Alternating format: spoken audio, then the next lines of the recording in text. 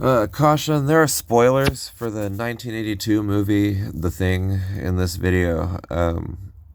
So if you don't want the spoilers, then stop the video now. Okay, basically, I'm gonna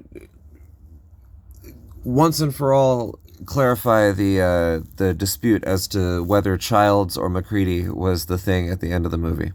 So basically, throughout the movie, we see MacReady drink the J&B whiskey, right?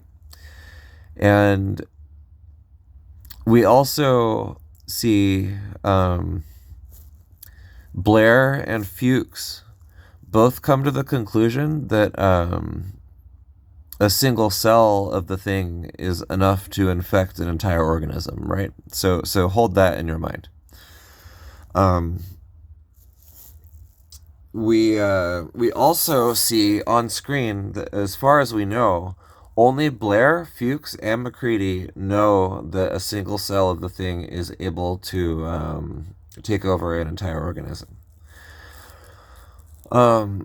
Basically, we'd never see MacReady pass that information on to anyone else in the crew.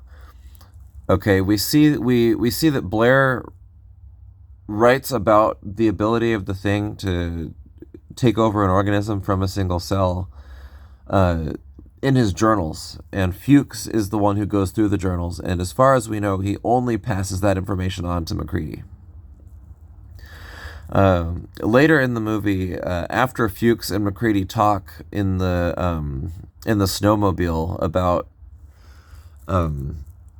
the ability of the thing to infect an organism from starting from a single cell, we see Fuchs doing experiments and reading over Blair's journals again, and he tells MacReady to let everybody know that they should prepare their own meals for each individual should prepare their own meals and should only eat out of cans. MacReady says that he will pass on that information, but the next thing that happens is MacReady leaves the room, the generator gets cut, the lights go out, and Fuchs is found dead minutes later. So logically, I think it's clear what's going on here, right? MacReady is infected on the cellular level by the thing. And this happens at the beginning of the movie when he shares his liquor bottle with Bennings after Bennings gets licked by the dog on the face. So the path of infection is from the dog to the dog's saliva to Bennings to the bottle and then back to MacReady. And at that point, MacReady is beginning to be infected at the cellular level, and that also ties into one of the points that other YouTubers have not necessarily been able to solve about, and that's about the blood test. The reason that MacReady is able to pass the blood test is that he's not fully infected yet.